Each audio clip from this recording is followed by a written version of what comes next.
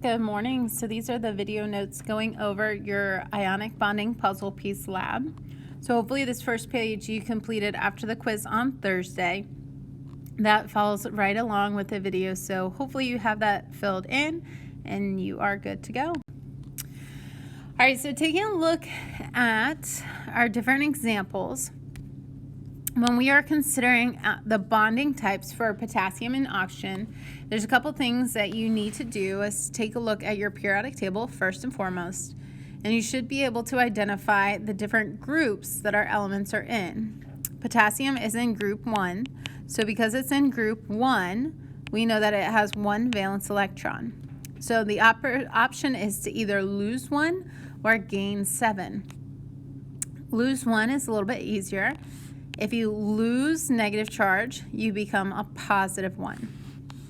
Oxygen is in group 16. Group 16 has 6 valence electrons. They can either lose 6 or gain 2. The easier thing to do is to gain 2 electrons. So when we start considering, well, what would be the chemical formula? If I have 2 minuses and I only have 1 plus, I know that that is not going to cancel out. In order for that to cancel out, I need another plus. So if you notice, I have 1 2 minus, and then I need 2 1 pluses. So I'll get a plus and a plus, and then a 2 minus here. With your puzzle pieces, you can see that because the 2 minus is a lot bigger of a piece, and then you would need 2 of the K plus 1s in order to balance out and form a rectangle. When you go down here to our next one, sodium is a plus 1, and bromine is in group 17 is a minus 1. In order for those 2 charges to cancel out, you just need 1 and 1, because a plus 1 and a minus 1 already cancels out to be 0. So we know our chemical formula is just going to be NaBr. If you notice, the cation, or our positively charged ion, always comes first, followed by the second anion. At the bottom, there's also these little things called subscripts, which hopefully you remember what a subscript is. A subscript tells us how many atoms are in that compound. Whenever it is 1 to 1, remember we do not include those. So your puzzle piece should look something very similar to this, where I have an Na plus 1 and a Br minus 1. Remember, with ionic bonding, there's going to be a transferring of electrons. Remember, we cannot create or destroy any mass or matter. So sodium, remember, loses an electron, and bromine is going to be the one that gains the electron. For lithium and sulfur, my lithium is in group 1, so we'll form a plus 1 ion. Sulfur is in group 16, so we'll form a minus 2. If I look, plus 1 minus 2 do not directly cancel out. I would need another plus 1 in order to cancel out my 2 minus. So I need 2 atoms of lithium, 1 atom of sulfur. So when I write that chemical formula, then it's Li2S. And again, we don't include that 1 because that 1 would be redundant. I'm going to take a look at our puzzle piece, and hopefully your puzzle piece looks very similar to mine, where you have sulfur with the 2 tabs because it is gaining 2 electrons, and then lithium has 2 chomps out of it for each of our lithium atoms. Again, the final ionic compound being neutral. Now this one tried to trick you a little bit. So the bromine is listed first. Bromine is in group 17, will have a 1 minus charge. Magnesium, group 2, has a 2 plus charge. Well, I know plus 2 minus 1 does not cancel out.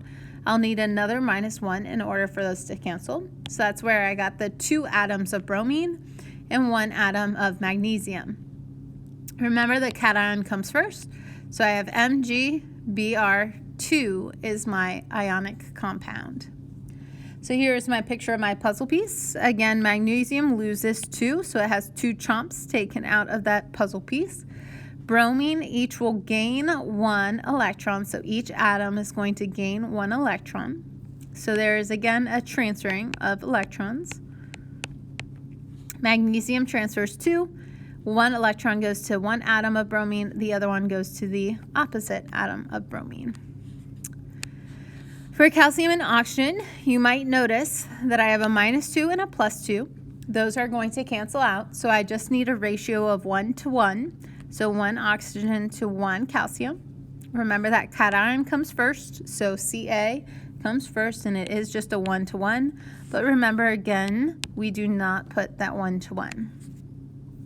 Here's my lovely puzzle piece. You can see the 2 chomps and the 2 tabs perfectly fit together. We do not need any additional atoms. Same exact thing for aluminum and nitrogen. Aluminum is a 3+, nitrogen is a 3-. Those combine and we already get a neutral compound.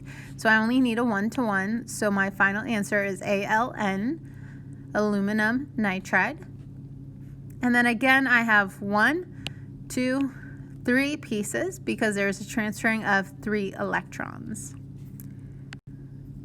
On the next one, sulfur and aluminum, you're going to notice that the 2- and the 3+ are not going to easily cancel out.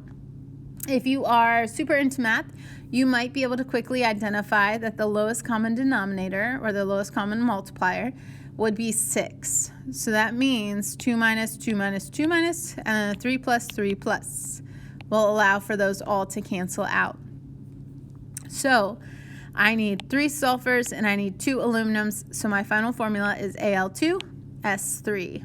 You also see on my puzzle pieces how they fit perfectly in order for this to work. Boron +3, chlorine is going to be a -1. In order for those to cancel again, I need additional 1- in order for it to cancel. And there's my 1, 2, 3 atoms of chlorine.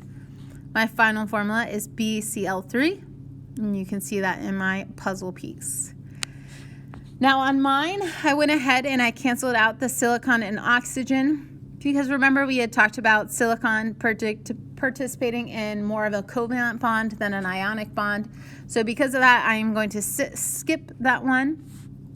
If we did want to do it though, silicon being a 4+, oxygen being a 2-, you know you're going to need 1 silicon to 2 oxygens, and you would have SiO2.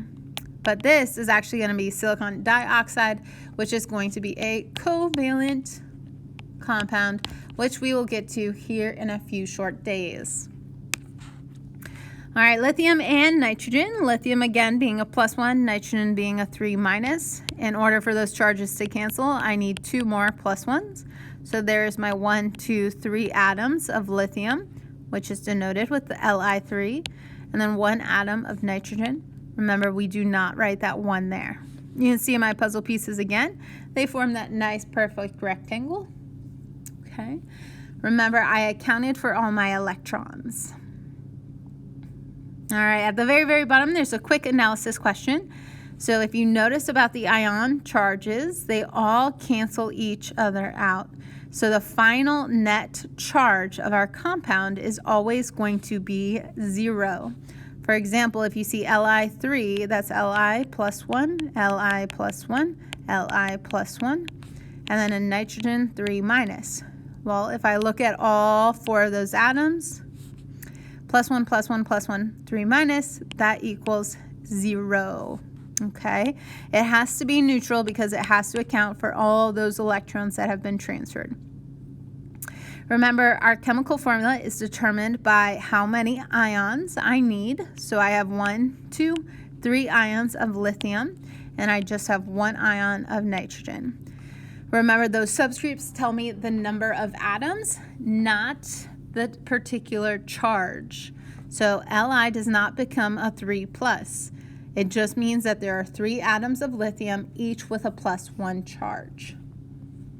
Guys, hope you have a great day. Thanks. Bye. That is it for today.